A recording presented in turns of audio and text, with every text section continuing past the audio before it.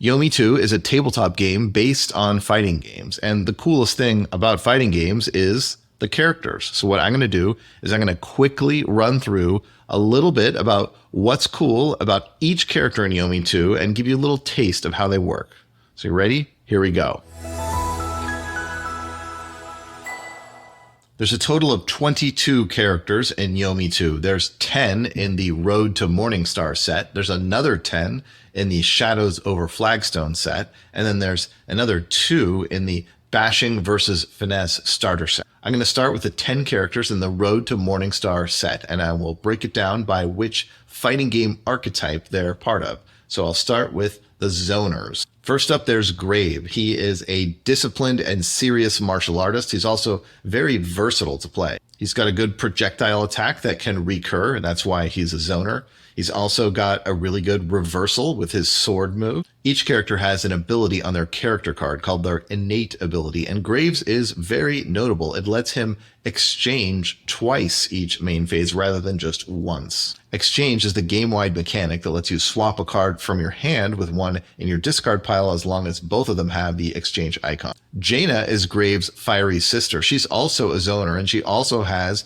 a solid projectile and a good reversal attack. Her innate ability lets her draw extra cards as long as her blocks are in her discard pile, so she's a bit reckless there. That said, her arc shot ability lets her go a little wild for a turn and not worry too much about taking damage. Argagarg is even more of a zoner. A couple of his moves can push the opponent so far away that throws are disabled for that turn. And why does he want to do that? Because of his poison mechanic. He can poison the opponent, and as long as he doesn't get hit, that damage will keep ticking down on them turn after turn while he plays conservatively. While he's doing that, he can use his Bubble Shield Super, which can block high and low at the same time. And he's also a pretty weird-looking fish guy with stretchy limbs, so that should count for something. Geiger is a precise watchmaker and pretty tricky to play. He's an engine character, as they say in card games. He has projectiles called time spirals that are pretty good, but they also have some very special properties going on. Geiger has a way to return those time spirals to his hand.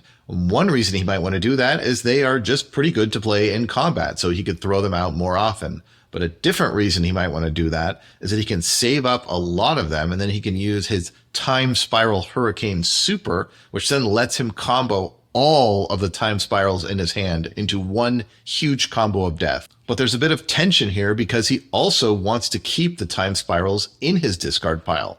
When he does that, he's able to use his innate ability to draw extra cards. So playing Geiger involves having to judge when do you want to keep those time spirals in your discard so you can draw, and then when should you switch gears to return them to your hand, and when you do you want to do the big combo of death or just throw them out one by one? And now for the 2 rushdown characters in the Road to Morningstar set. First of those is Setsuki. She is a ninja student of the Fox's Den School, and she's also Graves' #1 fan. Gameplay-wise, she is very fast and she has lots of combos. While other characters have to worry about running out of gas if they play too many cards in a combo, Setsuki does not, because whenever she's low on cards, she automatically draws a whole bunch of extra ones. The other rushdown character in this set is Valerie. She's a painter and she has 1 green eye and 1 blue eye, so maybe that's why she sees things differently. She has an ability that lets her draw cards and also get the edge for 2 turns, which makes her fast moves even faster. But the big highlight for Valerie is that she can combo her normal attacks in any order. You don't have to do A, B, C, D. You can just throw out any of them that you want in any order. And now for the 2 grapplers in the Road to Morningstar set. The first is Rook. Rook is a huge stone golem. He's slow, but he has really good throws, including a super move that does 50 damage, which is just about the most in the game. He's the only character in the game that doesn't have any dodges, but he does have some armored moves, which lets him punch through those pesky, weaker attacks from other characters. Master Midori is the other grappler in the set, and he's the teacher of both Grave and Jaina. Midori cares a lot about honor and fairness, and he would never do anything cheaty. Sure, he does have a special dodge that's a parry, and if he does that, it empowers his block so that his block will automatically throw you, but that's not cheaty. It's also totally fair and square that his super lets him transform into a crazy powerful dragon, where he sets aside his entire deck and then uses a much more powerful dragon deck for a while. But he doesn't do that too much, so I think it's still pretty fair. And finally, in the Road to Morningstar set, there are 2 wild card characters. That just means they kind of defy categorization, so they're in their own grab bag category. The first is Lum, the gambling panda. He just wants things to go crazy, and he's really smart and he knows how to play the odds, but he wants chaos to happen. Lum has a separate side deck of random items that he tosses out while he fights. His innate ability lets him throw out an item sometimes when he dodges, and he has a special move called Item Toss that's recurring, and that allows him to throw out an item every time he plays it. He also has a super move that throws 3 items at once, so he can get so much going with all of these items in addition to his own attacks. The items are things like a bomb that will blow up later on, or fireworks is the real big one that'll rain down later. He has another item that can heal either himself or the opponent, and another one that can give super meter to either himself or the opponent. And he has another crazy thing going on. The lower left corner of all of his cards has a little page curl that shows a special icon from a slot machine. His ability card, called Give Me a Jackpot, lets him reveal several cards from his hand to try to make a slot machine match. For example, if he has 4 watermelons, then he can do an additional 7 damage. And finally, in the Morningstar set is DeGrey. He's a lawyer who mysteriously has a ghost who watches over him, and he also has some of the strongest punches in the game. DeGrey really hates tyrants, especially like that dictator Quince, and his special move, Tyrant Crusher, is slow, but it can avoid certain attacks, and it does a crazy amount of damage. It can even get a counter hit and basically get double that amount of damage. And DeGrey, being morally superior to everyone else, also gets a huge damage bonus whenever the number of cards in his hand is fewer than the number of cards in the opponent's hand. And that bonus can end up being absolutely enormous. Let's move on to the Shadows over Flagstone set that has 10 more characters, and let's start with the zoners in that set. First is Ball Boss Beta, also known as BBB. He is a robot, and he is not just a keep away character, but the ultimate keep away character. He has a recurring projectile, sure, but he even has a normal move that's a projectile, and his special move projectile is a level 2 projectile, which means if the opponent does a regular level 1, his will destroy it and keep going and hit the opponent.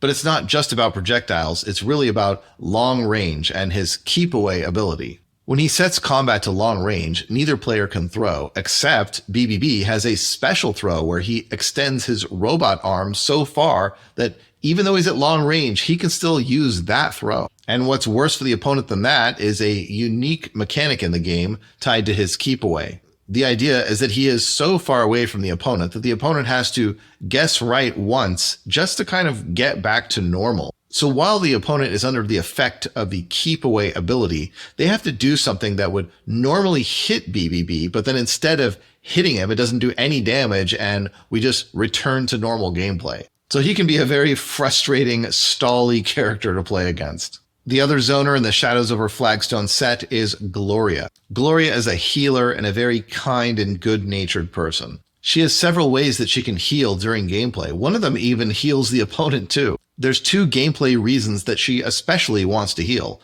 One of them is her Healing Sphere ability, which lets her draw a card each turn that she heals. The other one is her really deadly and unusual Overdose super move. Overdose beats just about everything in the game, but it also damages herself. So the idea is that as a healing character, she needs to get a sizable life lead, and if she does do that, she's able to cash that out into a win with Overdose. Hi, this is Editor Serlin, and I'm here to tell you that the 2 rushdown characters of the Shadows over Flagstone set are so deadly that they managed to damage the footage of this portion of the video, but I want to tell you about them anyway. First, there's Gwen, who is Gloria's sister, and she's a former healer, but now she is turning undead. Barely clinging on to life, she really embodies desperation, and she's able to draw a ton of cards. Usually you draw 2 cards on your own turn, but you don't draw on the opponent's turn. Gwen gets to also draw 2 cards on the opponent's turn, yet she takes damage every time she does. She's got a few tricks, but the most interesting thing is her Desperation Super.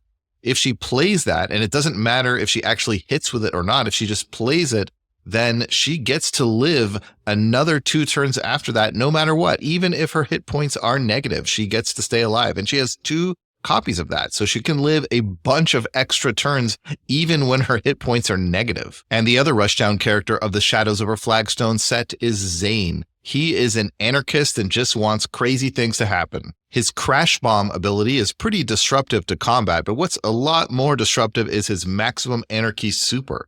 Even though it only does 1 damage, it really shakes things up. The opponent has to discard 4 cards, and then they get to draw 4 cards to replace them, but their hand is probably ruined. And also, if they discard any blocks or normal attacks, then they take a whole bunch of damage. The thing that really powers him as a rushdown character, though, is his innate ability called Shenanigans.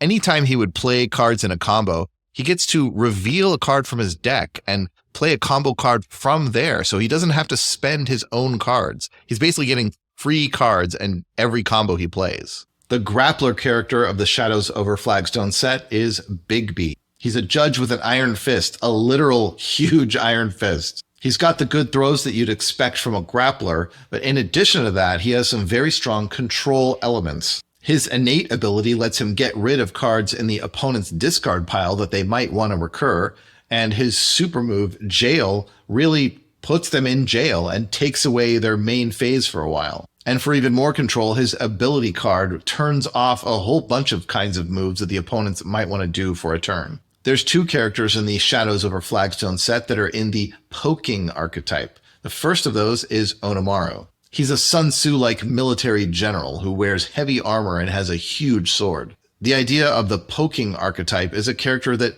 doesn't usually do huge combos, and Onimaru only has 1 combo point, which means he can only do 1 move at a time. He can pump that move up with a second card to make it more powerful, but he can't do any combos beyond that. A lot of his moves are also kind of slow, but I'm going to let you in on a secret, and that is that he is full of trump cards to beat everything. He has an armored special move and an armored normal move. He has a super move that is a fast reversal speed. He also has an ability card called Final Authority, which makes his special moves beat just anything flat out. Oh, and I almost forgot the craziest thing. His normal attacks will give him the edge if you block them, and while he has the edge, those attacks are unblockable. I'm hoping somebody tested this guy. The other poking character in the set is Vendetta, who is an undead assassin. Vendetta can combo a little bit more than Onimaru, but still not that much. Very often he just pokes with 1 or 2 attacks. He's able to draw a card whenever he does that, so he's able to keep doing that over a long period of time, and he mitigates his damage through some cards like his Frost Web, as well as his Acrobatics special move. These things let him survive a little longer while he eventually pokes you out. He also has a pretty nasty recurring move that can knock the opponent down and then knock them down again and again in a row, which is kind of like what Vega used to do in the old Street Fighter games. And now for the wildcard characters of the Shadows Over Flagstone set, the first of which is Master Menelker. He's a super powerful martial artist, basically the strongest in the realm. And part of the reason why is that he does not shy away from things that seem like they should be not allowed or illegal by other people. His special moves cause the opponent to discard on hit, which is extremely powerful. He can also straight up delete cards in the opponent's discard pile with his ability card. I think the craziest thing he does, though, is his Deathstrike Dragon Super. If he hits with that, it only does 1 damage, but it puts a countdown timer on the opponent.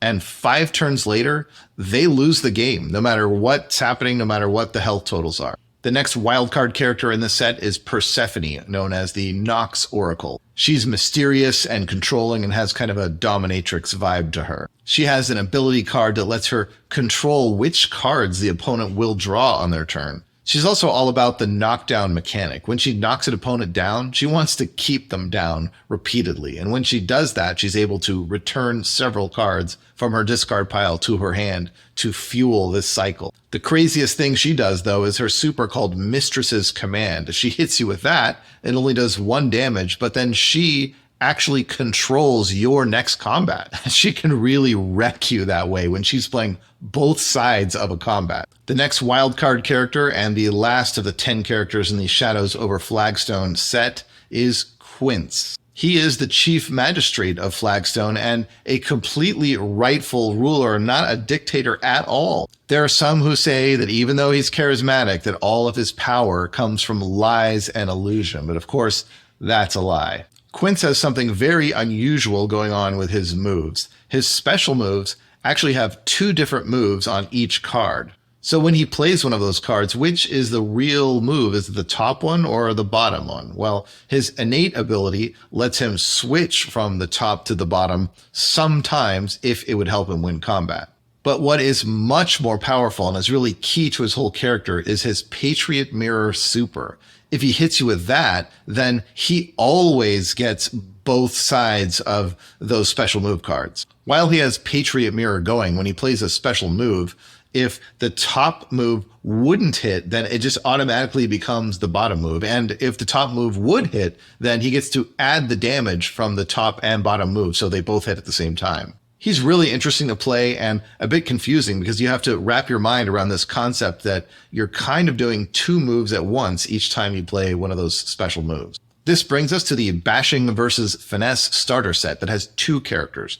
One of them is very easy to play, and the other one is very complex and requires some finesse to play. The first of those is the grappler Troq. He has kind of low intelligence. He's a bull man, by the way, but he is a very well-meaning, kind beast. He has strong hits and good throws, and his innate ability is pretty interesting because it's really simple and you might overlook it, but it really shapes his whole game plan. What it says is that if he tries to throw, but he's not successful, then he gets that throw card back. So Troq will throw you all day. And another thing that Troq is really obsessed with is becoming as big and strong as he can. And he has these potions of giant growth that he can play, which makes his attacks even stronger. He has a super move that's a throw that's the fastest throw in the game, and it does 20 damage. But when he has giant growth active, that gives an extra +3, but then it also gives even another +25 to that super throw. So if he can line up giant growth with that super, that's a total of 48 damage, and Troq really happy. And finally, the other character in the starter set is River, who is a poking character, and she is a dancing fencer. River has some really good pokes and some really good dodges and some special moves and abilities that are about that. But what's the most interesting and notable about her is her stances mechanic. 2 of her special moves and 1 of her supers can transition her into what's called finesse stance. And when she's in that stance, she sets her deck aside and she picks up 5 cards, and that's all she has now, just those 5 cards. But those 5 cards are incredible, and they cover every option. From her finesse stance, depending on how combat plays out, she might return to her base form and get her regular hand and deck back, or she might stay in finesse stance for a little bit. And if she plays her cards right, she can go from finesse stance to hyper finesse stance. In hyper finesse stance, she sets aside the 5 stance cards that she was using and gets 5 different, really super powerful cards. Her hyper finesse cards also cover every option, and they let her do a really powerful hit one way or another, and then cash out with one benefit or another, like maybe get super meter if she cashes out this way, or draw some cards for her normal hand if she cashes out the other way, and so on. So if you get that starter set, you're going to have to decide who has the easy character Troq and who has the difficult character of River. Let me know in the comments which character is your favorite, either from experience of actually playing them or maybe just the first impressions of how they sound from this video. At the time of this video, Yomi 2 is crowdfunding on GameFound, which is a site similar to Kickstarter. So if you want to help support the project and bring it to life, then go find Yomi 2 on GameFound site. There's a link in the description below. And if you're watching this video later, hopefully the crowdfunding went really well and you'll be able to find Yomi 2 at surlimgames.com.